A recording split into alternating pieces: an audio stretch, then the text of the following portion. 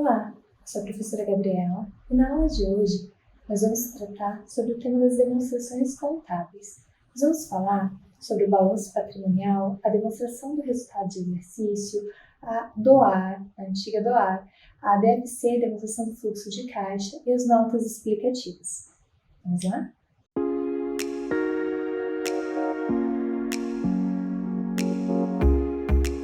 Nesse momento, o foco do nosso estudo serão as demonstrações contábeis, em especial o balanço patrimonial, a DRE, a DOAR, que hoje foi substituída já pela DFC, e as notas explicativas. Quando a entidade reporta para os usuários externos as informações que ela gerou contabilmente, ela vai reportar por meio de demonstrações contábeis.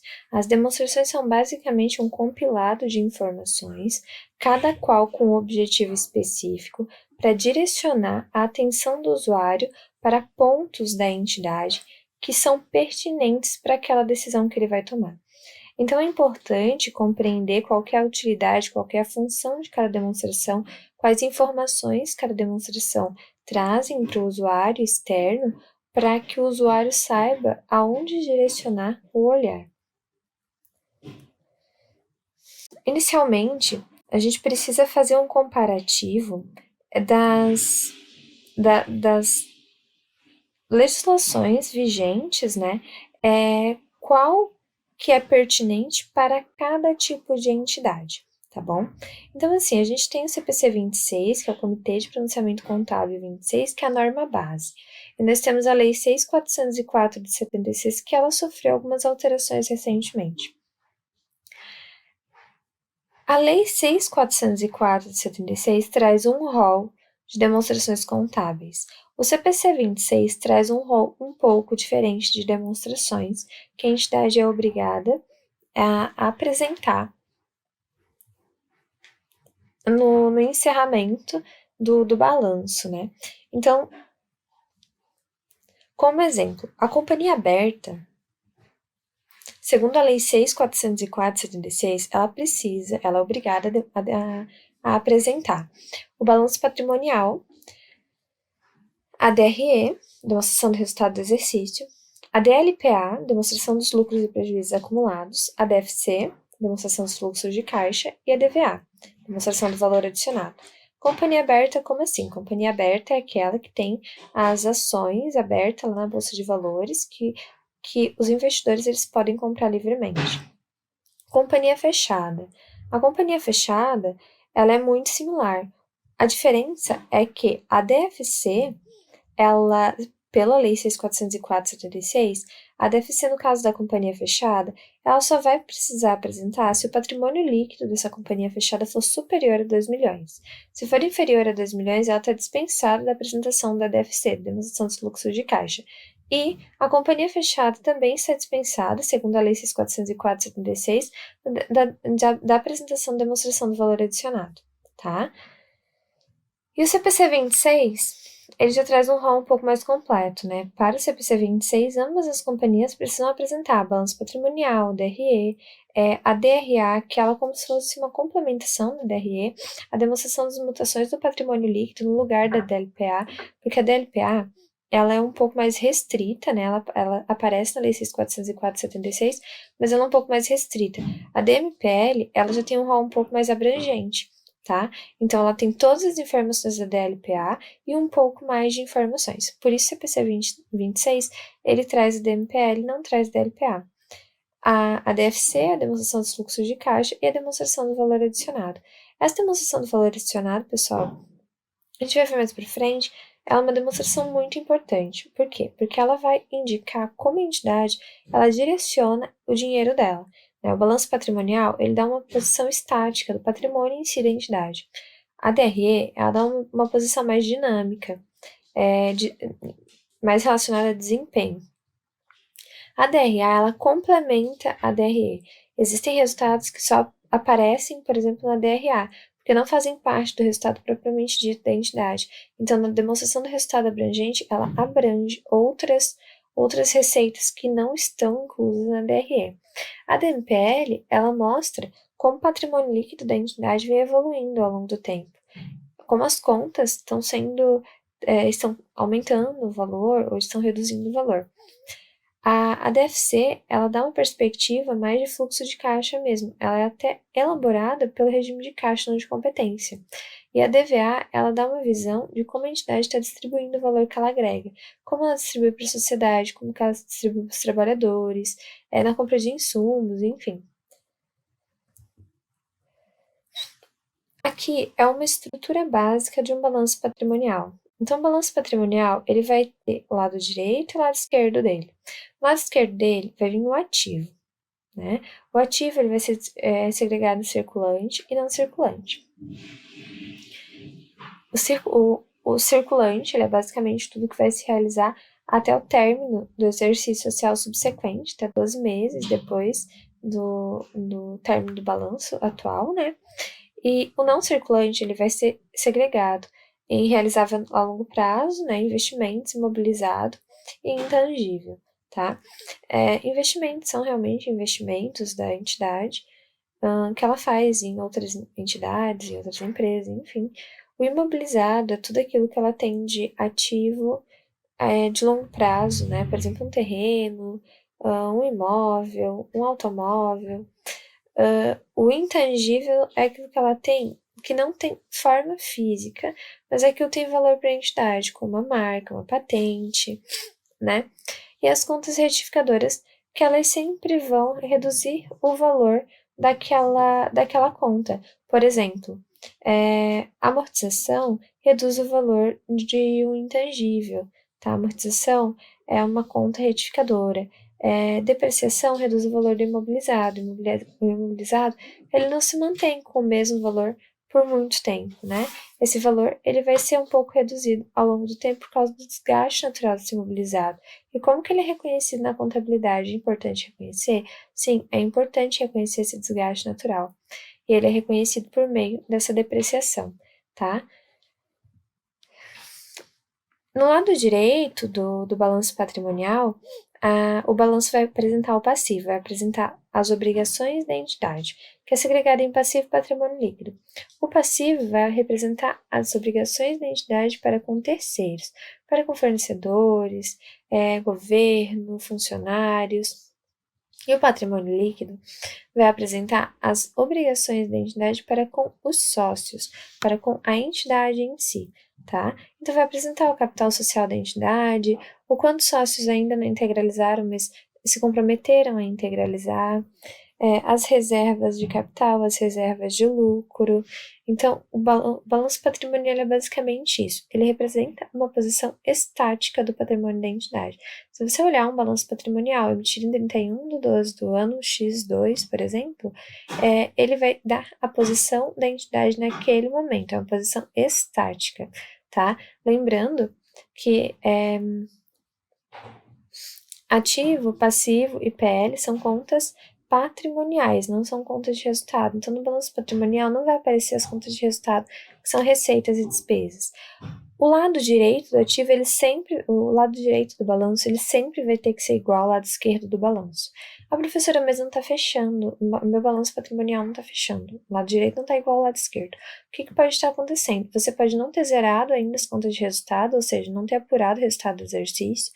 Quando você apura o resultado do exercício, você vai jogar aquele valor da apuração para uma conta de patrimônio líquido para poder fazer as destinações. Então, antes de você fazer esse fechamento anual, o balanço patrimonial provavelmente não vai fechar, vai dar uma diferença entre o ativo e o passivo, tá? E aí nós temos a DRE, a demonstração do resultado do exercício. A demonstração do resultado do exercício, ela vai ter uma diferença na apresentação dela em relação, quando comparar a Lei 6.404/76 e o CPC 26. Então, aqui a gente tem mais uma diferença que os dois acabam apresentando, tá? Então, assim, pela Lei 6.404/76, a DRE, ela vai começar pela receita bruta, tá? E daí ela vai apresentar aqui a receita bruta, aí ela vai extrair o IPI, vai aparecer a receita operacional bruta, que ela ela sem o IPI, né? Aí depois vai tirar as receitas de devoluções, né? Abatimentos, descontos, aí vai gerar a receita líquida, a receita operacional líquida. Pelo CPC 26, a DRE ela começa a ser apresentada pela receita operacional líquida. Qual que é o certo? É a mesma coisa aqui de cima, desse comparativo de exigibilidade. Qual que é o certo? A gente vai levar em consideração a Lei 6.404/76 ou o CPC 26. A doutrina, ela, ela é muito dividida nesse sentido, tá? Mas nós utilizamos, assim, por ser aceito pela norma, pelas leis internacionais, pelas normas, pelos regimentos internacionais, nós usamos como referência base sempre o CPC 26, tá? A Lei 6.404/76, ela é muito mais antiga que o CPC 26, né? Ela foi elaborada em 1976. Ela teve algumas alterações até recentes, em 2011, por exemplo, mas o CPC 26 ele ainda é mais atualizado. Então, sempre levar em consideração os normativos que aparecem nos comitês de pronunciamentos contábeis, né? E quando você tem alguma dúvida, você vai contabilizar, tem alguma dúvida, você pode até entrar em contato com o próprio comitê de pronunciamento contábil para existe lá algumas dúvidas que você pode enviar, e daí você pode pegar e tirar essa dúvida diretamente com eles, para ter um pouco mais de certeza, um pouco mais de afirmação, tá? Então, depois que a gente tem a receita operacional líquida, os dois eles começam a bater, os dois começam a ficar muito parecidos, né? Então, a gente extrai o CMV, o custo da mercadoria vendida, ou o custo do produto vendido, no caso de uma indústria, né? Ou o custo do serviço prestado, no caso de uma prestadora de serviço, e a gente vai ter o resultado operacional bruto. Depois a gente vai extrair as despesas, né? Somar ou diminuir resultado de equivalência, vamos adicionar receitas operacionais, receitas financeiras, enfim, e a gente vai ter os próximos itens, né? Os resultados antes dos tributos sobre o lucro. Quais são os tributos sobre o lucro? CSLL e RPJ, tá? Nos dois vão aparecer os tributos sobre o lucro. Aqui apareceu como... Eu coloquei como CSLL separadinho em imposto de renda. Aqui apareceu despesas com tributo sobre o lucro, mas aqui também vai ser segregadinho, tá? Não vai ficar assim. E vai aparecer IRPJ separadinho de CSLL. E daí depois vai vir o resultado do exercício, propriamente dito, antes das participações. O que são participações? Que é o resultado líquido do período. As participações vai aparecer tanto no CPC 26, né, na estrutura do CPC 26, quanto na da Lei 6.404/76. As participações são assim: quando encerra o resultado, a entidade vai pegar uma parte do resultado dela e vai distribuir para algumas pessoas, tá? Quem são essas pessoas? Os debenturistas, que são aquelas pessoas que emprestaram dinheiro para a entidade e que não são instituições financeiras, os empregados, os administradores, as partes beneficiárias e fundos de assistência, tá? Previdência Social. Então, assim, se a entidade direciona 10% do lucro líquido dela para as participações, então, e o lucro dela foi 100 mil reais, então ela vai pegar 10 mil reais, e sempre vai ser nessa ordem. Essa ordem nunca vai mudar, tá, gente? E é 10% para cada um, isso também nunca vai mudar. Só que é 10% para cada um, e o de baixo não é 10% de 100 mil para cada um. O de baixo, ele sempre vai usar o que sobrou no de cima. Então, o de cima vai ganhar 100 mil, 10% de 100 mil. Não, 10% de 10 mil, então vai ganhar R$ 1.000. O de baixo não vai ganhar 10% de 10 mil, ele vai ganhar 10% de 9 mil, que é o valor que sobrou, tá? E assim vai indo até chegar ao último. Eu posso entregar primeiro para os administradores e depois para os debenturistas? Não, primeiro para os debenturistas e depois para os administradores. Mas não sobrou para o fundo, então não tem problema, tá? Você não vai entregar nada para ele, mas você tem que sempre seguir essa ordem, tá? Debenturistas, empregados, administradores, partes beneficiárias e depois os fundos, tá? Mas a DRE, pessoal, ela ainda ela é bem completa, né? Tanto olhando sob a perspectiva da Lei 6.404/76, quanto pela perspectiva do CPC 26, mas ela ainda falta algumas informações. Então, assim, surge o CPC 26, ele traz a necessidade de apresentar além da DRE, a DRA, que é a demonstração do resultado abrangente. O que são resultados abrangentes? São resultados que não são considerados receitas propriamente ditas da entidade, mas que eles afetam a entidade como um todo, tá? Então, assim, como que se elabora a DRA? A DRA, ela vem depois do lucro líquido lá da DRE. Então, se apura o lucro líquido da DRE e faz como se fosse uma continuação dessa DRE, tá? Você soma no lucro líquido a parcela dos sócios de uma controladora, a parcela dos não controladores, ajuste de instrumentos financeiros, equivalência patrimonial sobre ganhos abrangentes de coligadas, ajuste de conversão do período, tributos sobre ajuste de conversão do período, e daí você vai ter um resultado dos outros resultados abrangentes antes do ajuste de instrumentos financeiros reclassificados. Aí depois você vai somar esses ajustes de instrumentos financeiros reclassificados, e daí você vai ter os outros resultados abrangentes propriamente ditos, tá?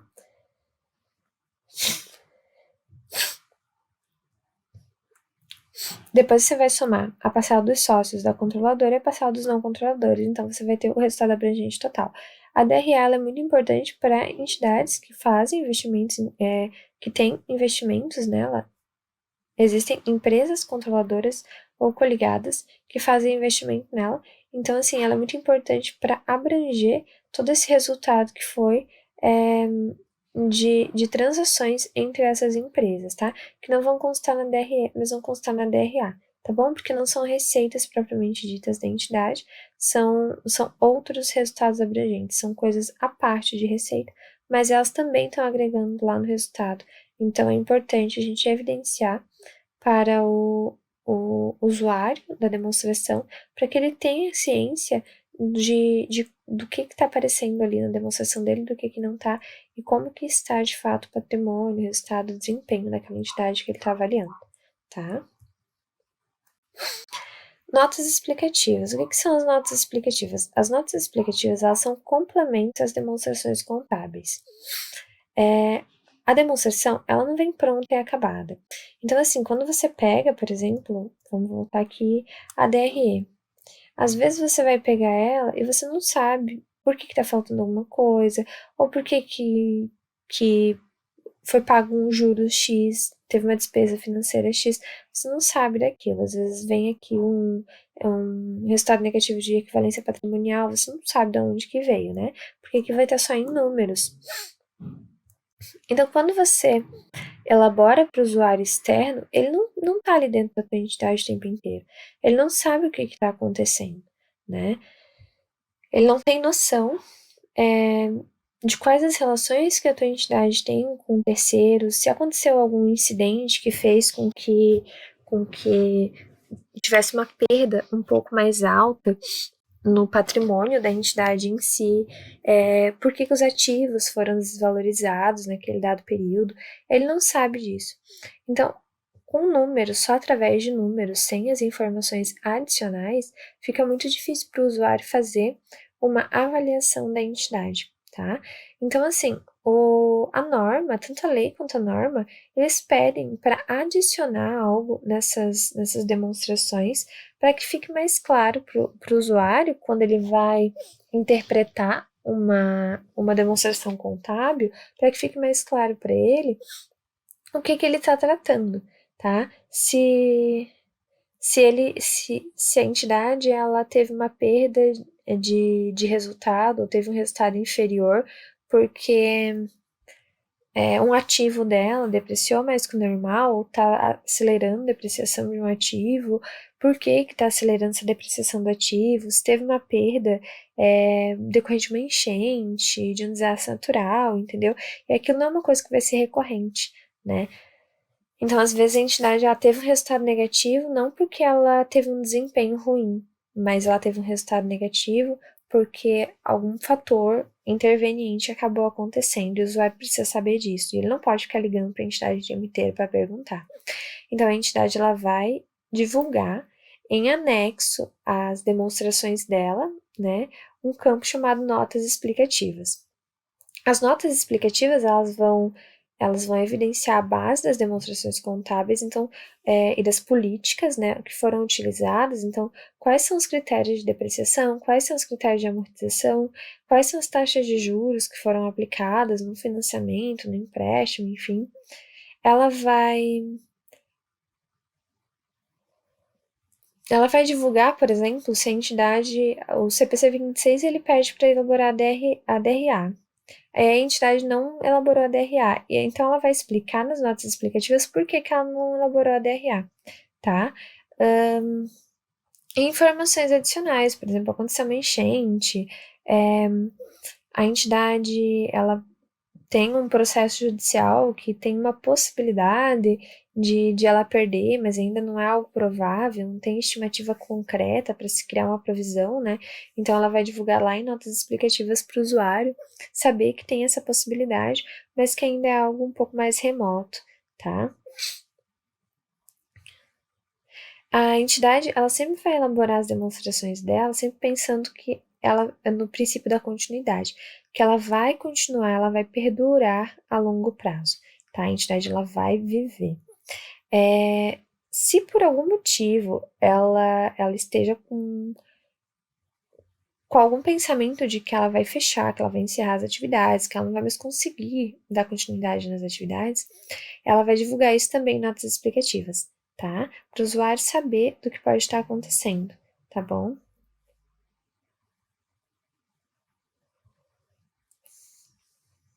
E tudo que for relacionado a dividendos também são divulgados em notas explicativas. E esse, pessoal, é um ponto muito importante, porque quando uma pessoa ela investe numa entidade, ela investe para ganhar dinheiro, né? E as cegas ninguém vai fazer isso. Então, quando a entidade divulga nas notas explicativas quanto de fato foi direcionado de dividendos para cada sócio, para cada grupo de sócios, para cada entidade controladora, enfim, aquilo vai elucidar, né, vai deixar um pouco mais claro para o usuário da demonstração do quanto de dinheiro realmente ele pode estar propenso a ganhar, a aferir daquela entidade, tá? Então, se ela aumentar tantos por cento do lucro dela, quantos mais ou menos ela vai aumentar das despesas, dos custos, na verdade, quanto que vai aumentar do valor do dividendo dele. Então, como que ele vai orientar essa entidade para que ela tome decisões concretas, para que beneficie ele, beneficie outros sócios, entendeu? Para que ela seja uma entidade atrativa. Então, as notas explicativas vão constar. Nas notas explicativas vão constar todas as informações adicionais que precisam suprir esse usuário para que ele consiga tomar decisões concretas, avaliando aquela entidade sob uma perspectiva não apenas numérica, mas também uma perspectiva um pouco mais objetiva do ponto de vista informacional, tá? As demonstrações elas são elaboradas para o usuário externo com o objetivo de fornecer informações para ele, né? E números são informações muito pertinentes, mas às vezes eles não são todas as informações que o usuário precisa para tomar uma decisão. Então, as notas explicativas elas suprem essas lacunas, tá? E aqui, pessoal, a gente tem uma demonstração um pouco diferente. Todas as outras demonstrações são feitas utilizando como base o princípio de competência, o regime de competência, tá? O que é a questão da emissão da nota fiscal lá, sabe? Quando a venda se concretizou e tudo mais, usa isso como parâmetro. E aí a gente tem aqui a DFC, que é a demonstração dos fluxos de caixa. Ela é bem diferente das outras demonstrações, tá? Ela é uma demonstração um pouco mais complexa, ela é bastante diferente, ela usa regime de caixa no regime de competência e ela é muito importante. Por que ela é importante? Quando uma entidade, ela vende, ela pode vender, por exemplo, 1 milhão no ano. Só que esse 1 milhão ela não recebeu todo nesse ano. Ela pode receber ele em 5 ou 10 anos, sabe? É muito injusto dizer para a entidade que ela tem esse dinheiro em caixa. Mas como que a entidade, ela vai dizer que ela não tem esse dinheiro em caixa? Entende? Para onde que foi esse dinheiro? Ela precisa mostrar para o usuário que aquele dinheiro não foi nem recebido por ela. E da onde que veio ele? Às vezes ela ganhou, ela tá lá com o caixa dela na contabilidade, lá no balanço patrimonial, tá super alto, né? Tá super positivo lá o banco e tudo mais, mas ela pegou um empréstimo. Então ela vai ter que pagar esse empréstimo, entende? Então esse tipo de informação ainda não aparece lá de forma evidente, nem no balanço patrimonial, nem na DRE, nem na DRA. Então, o CPC 26, né, a Lei 6.404/76, ela já apresentava, né, o CPC 26 ele deu uma elucidada nessa demonstração, que é a DFC. A DFC, ela usa o regime de caixa e não o regime de competência, e a DFC, ela faz algumas segregações, tá, na apresentação das informações dela. Então, a primeira segregação que ela faz é assim, ó, não fica tudo misturado, tá? Então, assim, as atividades da entidade, elas são todas segregadas em atividades operacionais, atividades de investimento e atividades de financiamento. O que são atividades operacionais? A entidade comprou estoque. Estoque é para operação dela? Então, é atividade operacional. Não vai vir de volta apresentado lá em atividade de investimento ou financiamento. É operacional e pronto, tá? Ela recebeu de um cliente. É operacional? É operacional. Ela recebeu, ela pagou um fornecedor, é operacional? É operacional. Então, dentro da DFC, que já vou mostrar a estrutura dela, vai ter um campo só de atividades operacionais. Mas por que isso é importante, professora? Justamente pelo que eu falei agora há pouco, sobre a questão dos empréstimos, né? Às vezes a entidade está com caixa super alto e alguém olhando só o balanço patrimonial dela, acha que ela está super bombando e está super bem lá na entidade, e na verdade ela está com um empréstimo lá incorrido, que ela vai precisar pagar aquilo a longo prazo, e é completamente insustentável. Às vezes, as atividades de financiamento, né, que é onde estão inclusos os empréstimos, estão financiando as operações da entidade. Então, às vezes, a atividade operacional pode estar gerando de caixa no final 10% do caixa total da entidade. Isso é muito pouco, sabe? E aí a gente tem que analisar, a entidade ela está no momento numa curva descendente dela, ou ela está no início, né, que no início é realmente um pouco mais difícil, ou ela já tem um certo nível de maturação e na verdade ela está com dificuldade financeira, tá? Então a DFC ela traz muito essa visão. A gente tem as atividades de investimento, tá? Que são investimentos propriamente ditos. A entidade colocou ações na bolsa, a entidade tá colocando debêntures para serem comprados. Então, isso são atividades de investimento, tá?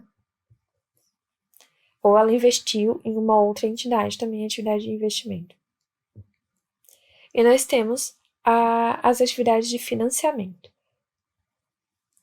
As atividades de financiamento são basicamente empréstimos, é tudo que aumenta o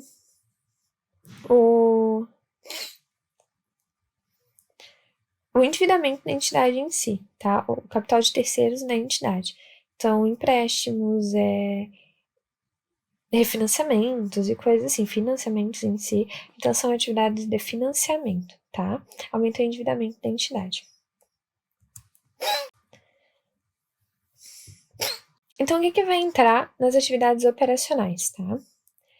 Nas atividades operacionais vão entrar os recebimentos de caixa pela venda de mercadoria e prestação de serviços e pela venda de produtos também, tá? Que é uma atividade predominantemente operacional. Recebimento de royalties, honorários, comissões, outras receitas. O que são royalties? Por exemplo, assim, a entidade teve uma ideia inovadora, ela colocou no mercado essa ideia inovadora e alguém comprou, e essa pessoa, conforme for ganhando dinheiro com essa ideia dela, né, com esse produto dela, enfim, ela vai dando uma parte desse valor, né, em forma de royalties, para a entidade, tá? Pagamento de caixa fornecedor de mercadorias e serviços, pagamento a empregados ou por conta de empregados, então, assim, contribuiu para a operação da entidade, então, a atividade operacional. Fornecedor contribui? Contribui, então, é atividade operacional. Recebimento, isso aqui é bem importante, recebimento de seguradora de prêmios e sinistros de seguro, tá? Pagamento de restituição de imposto de renda, tá? Contratos, pagamentos e recebimentos de contratos também, mantidos para negociação imediata ou disponíveis para venda futura. Quando a entidade ela concede um empréstimo e ela recebe os juros desse empréstimo, também é uma atividade operacional.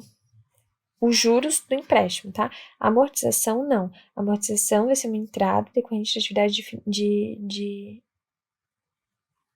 financiamento.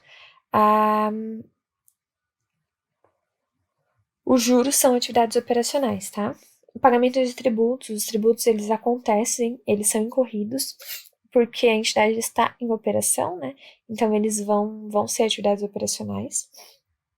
E pagamento de juros de empréstimos e financiamentos vão ser os juros são atividades operacionais, tá? Então, a entidade tomou um financiamento, a amortização vai ser atividade de financiamento e os juros são atividades operacionais, consome caixa na atividade operacional, tá? Sempre tenho essa distinção. Eu acho que aqui, na parte de atividades operacionais, a parte mais importante é realmente isso, você saber que a amortização é atividade de financiamento e juros é atividade operacional, tá? Juros é a remuneração daquele capital. Então, assim, juros está consumindo a tua operação, tá bom? Então, é importante saber que a tua operação está pagando para aquilo, a tua operação está contribuindo para aquilo ou ela está recebendo em decorrência daquilo, tá? Aí a gente tem as atividades de investimento. Atividade de investimento, o que vai entrar nas atividades de investimento? Pagamentos para aquisição de imobilizado, intangível, dos ativos a longo prazo. Então, assim, mas o imobilizado ele para a operação da entidade, é para a operação, mas é uma coisa de longo prazo, tá? Então, ele vai ficar como atividade de investimento, tá? Quando a entidade ela vende o imobilizado, ela não vai mais usar, ou por algum motivo, intangível, ou outro ativo de longo prazo, também vai entrar como atividade de investimento, tá?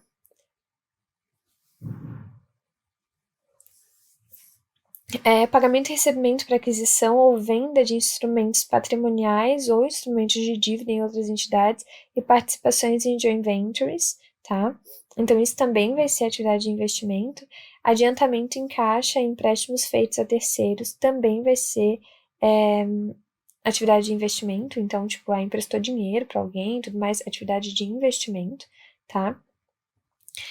Porque vai receber uns juros depois, esses juros vai ser atividade operacional, amortização, atividade de investimento, recebimento de caixa pela liquidação de empréstimos concedidos a terceiros. Então, aqui, a amortização, né? A amortização vai ser atividade de investimento, os juros, atividade operacional. E pagamento em caixa ou recebimento de contratos futuros, tá? Exceto quando forem emitidos para negociação, tá? Então, também vai ser atividade de investimento, tá bom? E daí nós temos as atividades de financiamento. Atividade de financiamento, elas vão englobar o caixa que a entidade recebeu pela emissão de ações e outros investimentos, outros instrumentos patrimoniais, tá? Pagamento em caixa para investidores, para resgatações da entidade, caixa recebida pela emissão de debêntures, empréstimos, notas promissórias, enfim. Amortização de empréstimos e financiamentos e pagamento em caixa pelo arrendatário para reduzir o ativo relativo ao arrendamento, tá? Então, assim, atividade de financiamento você sempre vai pensar, aumenta o endividamento da entidade para com terceiros, tá? Então, assim, terceiro, aumenta o endividamento da entidade, então vai ser atividade de financiamento, tá bom?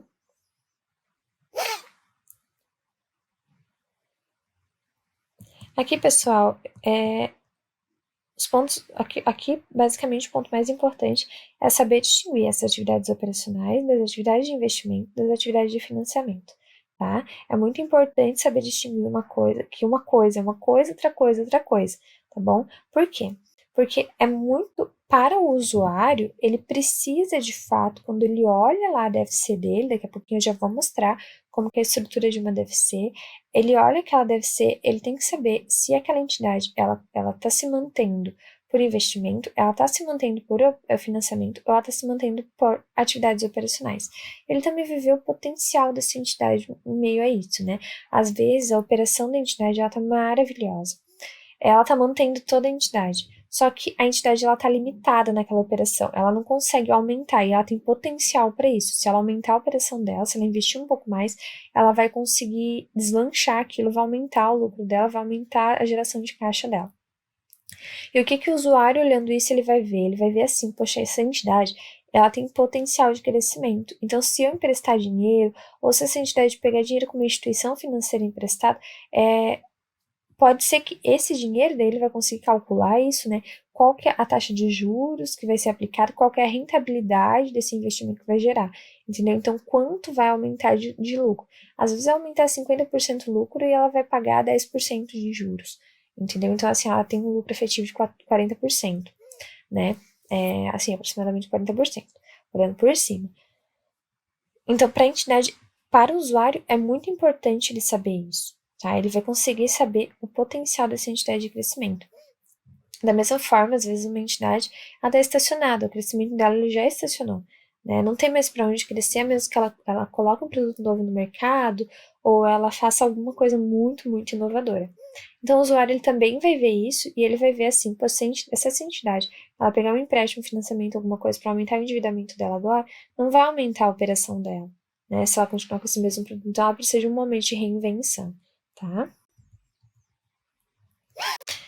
A DFC ainda tem mais uma particularidade, tá, pessoal? Ela pode ser elaborada por meio de dois métodos, o método direto e o método indireto, tá? Aqui a estrutura dela pelo método direto e pelo método indireto. Qual que é a diferença? A diferença, ela está basicamente nas atividades operacionais. Atividade de investimento e atividade de financiamento é a mesma coisa nos dois métodos. Os dois métodos vão dar o mesmo saldo final de caixa, então não tem isso também não vai ter diferença nenhuma. A diferença está na forma de apresentação e na forma de consideração das atividades operacionais, tá? Então, a atividade de investimento e financiamento é a mesma coisa e o saldo final do caixa vai dar a mesma coisa. Então, como que a gente faz com a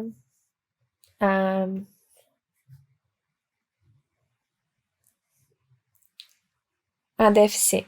A DFC, se você olhar aqui no finalzinho, tá? A gente tem o número 4, 5 e 6. Número 4 vai ser a variação líquida de caixa. O quanto vai ser o somatório de todos esses itens que estão aqui em cima, tá? Tanto atividade operacional, investimento, financiamento. Então, a gente vai ver, por exemplo, aqui é o método direto, né?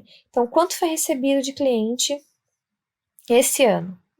Ah, foi recebido tantos reais. Juros e dividendos, foi recebido tantos reais. Outros recebimentos provenientes de operações, tantos reais. Quanto pagou de fornecedor, quanto pagou de salário, quanto pagou de despesas operacionais, quanto pagou de imposto, quanto pagou de outras coisas decorrentes de operação. Ah, beleza. Somou tudo isso, tirou tudo isso aqui, pegou todos os recebimentos, tirou todos os pagamentos decorrentes de atividade operacional, vai gerar o caixa líquido, que é o quanto a atividade operacional gerou para a entidade. Depois vai fazer a mesma coisa com os investimentos, atividade de investimento. Tá vendo que é separado, né? Investimento. O que é investimento? Vamos ver quanto recebeu de empréstimo e financiamento concedido. Quanto recebeu disso, disso e disso. Quanto pagou, quanto desembolsou das outras coisas. Aí vai gerar o caixa líquido das atividades de investimento. Da mesma forma, atividade de financiamento, tá? A gente vai pegar, fazer o mesmo cálculo, vai chegar no caixa líquido. Por isso que é importante saber quais atividades vão se enquadrar em cada uma das atividades, tá, pessoal? Depois, no final, a gente tem aqui a variação das atividades operacionais, a variação das atividades de investimento e a variação das atividades de financiamento. A variação total do caixa da entidade é a soma dos três, né? Atividade operacional, investimento e financiamento. Então, pegando o saldo inicial e somando ou subtraindo, né, essa variação líquida de caixa, vai ter que dar o saldo final. Ah, mas não bateu, então tem alguma coisa errada, tá faltando alguma coisa, tá sobrando alguma coisa ali, tá? Ah, professora, mas assim, como que eu faço isso olhando uma demonstração? Olhando uma demonstração, ela sempre vai vir com critério de comparabilidade, então ela vai comparar um ano, vai comparar o outro. A variação de uma conta, aí por exemplo, se você fazer uma questão de concurso público, ele sempre vai dizer, foram tantos reais de compras, né, de mercadoria, ou teve alguma devolução, alguma coisa. Então, você vai pegar a variação ali de um ano para o outro, tá? É o quanto aquilo, a variação de um ano para o outro na conta de clientes, por exemplo, começou com 100 mil no ano X1. Estava 100 mil, finalizou com 100 mil. Aí no ano X2, finalizou com 50 mil. Então quer dizer que ali foi recebido, né, uma redução numa conta do ativo, quer dizer que recebeu. Então ele recebeu 50 mil reais pelo menos de cliente, tá? Aí se aparecer, por exemplo, uma questão de concurso, em que foi feito um abatimento, foi feito alguma coisa ali, teve devolução, alguma coisa assim, aí você desconta aquele valor, né? Mas no mais seria basicamente isso. Começou com 100 mil e terminou com 100 mil, então quer dizer que não teve uma variação ali, tá? E aí uma questão, alguma coisa do gênero sempre vai te demonstrar Quando você pega um caso real de uma entidade, aí você consegue pegar e fazer e observar isso, analisar isso no razão, tá? Da conta, daquela conta específica, então você consegue saber o quanto de fato entrou, qual que foi a variação ali. E você consegue usar também outros meios, tá? O livro diário também é outro meio, o razão é mais organizado, mais estruturado, mas o livro diário também vai ser uma outra alternativa, tá? E aí você vai saber qual o saldo final, ele é basicamente tipo a tua prova real, tá? Que você sabe se tá certinho a tua DFC ou se não tá certinho. Se não tá batendo saldo final é porque não tá certinho, tá, pessoal? Então é basicamente isso que a gente tem que ver, tá? O segundo ponto, método indireto de elaboração da DFC. O método indireto, ele é diferente por quê? Porque ele não parte lá das contas. Aqui a gente já vem das variações, né? A gente vê recebimento de cliente, a variação lá na conta de cliente, recebimento de juros e dividendos, a variação naquelas contas de juros e dividendos. Aqui no método indireto, a gente parte do resultado do exercício, do resultado líquido do exercício. E a gente faz alguns ajustes nesse resultado líquido do exercício, tá? Primeiro ajuste. O que não impacta, tá? O que são esses ajustes? São coisas que não impactam efetivamente no caixa. Como, por exemplo, depreciação, amortização e exaustão. Impacta o caixa? Não, não impacta, porque a depreciação é um valor que ele sai teoricamente, né? É um dispêndio para a entidade, uma despesa da entidade, vai impactar o resultado líquido, mas não impactou o caixa da entidade. Não se pagou dinheiro, por exemplo, você não chega lá para o teu carro que depreciou 10% e você dá esse dinheiro para ele, tira lá do teu caixa 10%. Não existe isso, né? Ele depreciou porque diminuiu o ativo, mas não impactou no caixa em si, então aí se faz um ajuste. Resultado de equivalência patrimonial, a mesma coisa. Você não ganhou nada por aquilo, não entrou nada no teu caixa por aquilo, tá? Então, é feito esse ajuste também, tá? Prejuízo ou lucro na venda de bens ou direitos do ativo não circulante. Então, por exemplo, você vendeu um item do imobilizado e você teve um prejuízo naquilo. Você vendeu por 100 mil, 100 mil impactou lá no teu fluxo de caixa, mas esse 100 mil te trouxe um prejuízo de 20 mil. Esse teu prejuízo, ele é reconhecido no resultado, tá? Mas esse prejuízo, ele não impacta o teu caixa, tá bom? O teu caixa já sofreu o impacto dele, que foi com a entrada do recebimento do valor de venda desse ativo. O prejuízo ou o lucro não vão impactar o teu caixa, tá bom? Então, isso tem que ser ajustado, tá?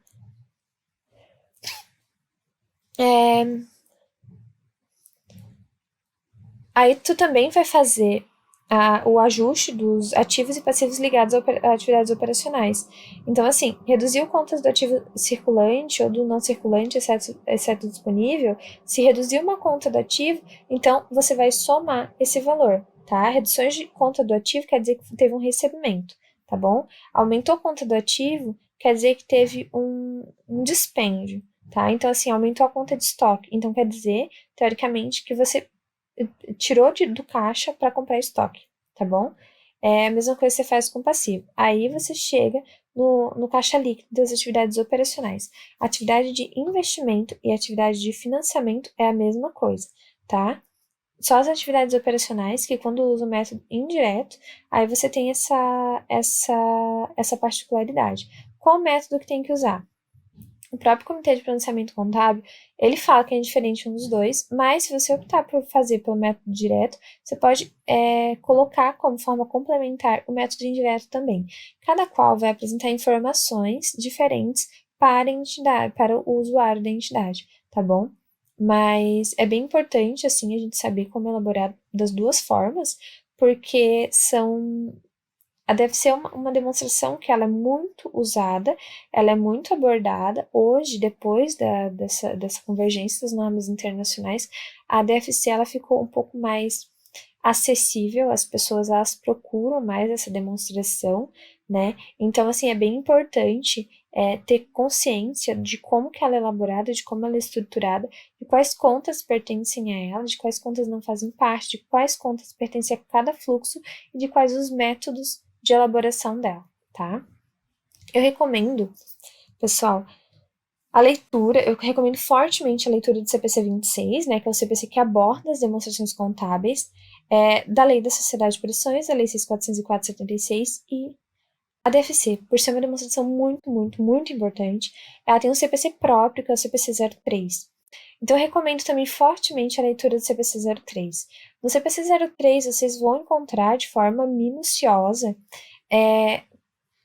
como que é feita essa elaboração da DFC, de uma perspectiva muito abrangente, sabe? Então, quais são as particularidades quando você vai elaborar uma DFC?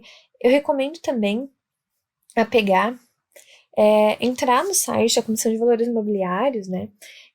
Lá você consegue acessar as demonstrações contábeis das companhias de capital aberto, tá? Por exemplo, a Petrobras, né, que é uma empresa pública, que tem capital público, né, no caso, né? É interessante vocês pegarem essas demonstrações, tanto DRE, quanto DRA, quanto DFC, DMPL, DLPA, enfim, pegar todas as demonstrações dessa entidade e tentar analisar balanço patrimonial e tudo mais. Tentar analisar essas demonstrações dessas entidades, o que você consegue enxergar com aquilo, tá?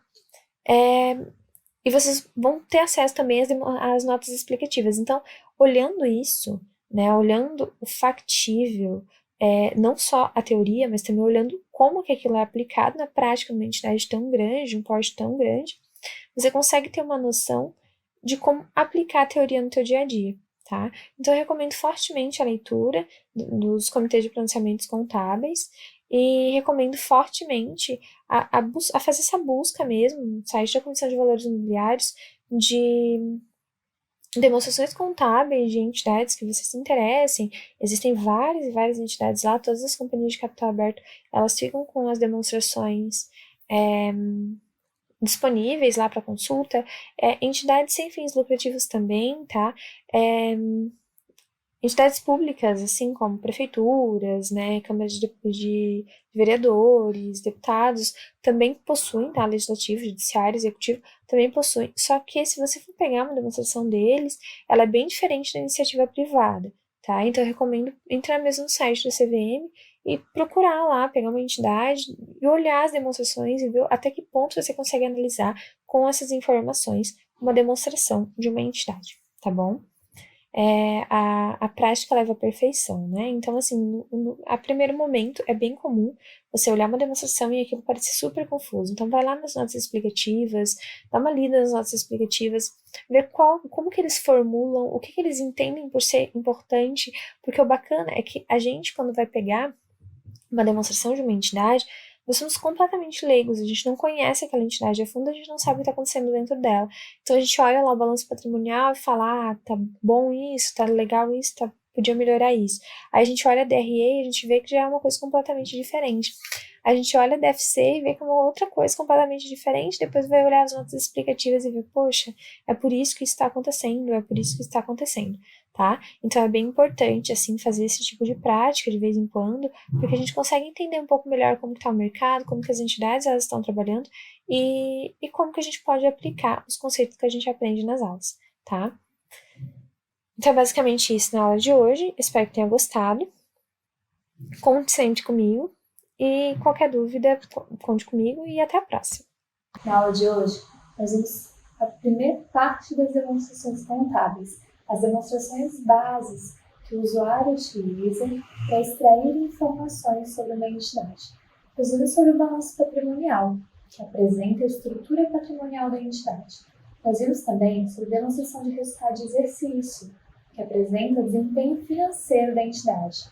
Nós vimos sobre a DOAR e sobre a DFC, que dão uma visão sobre o fluxo de caixa da entidade em si.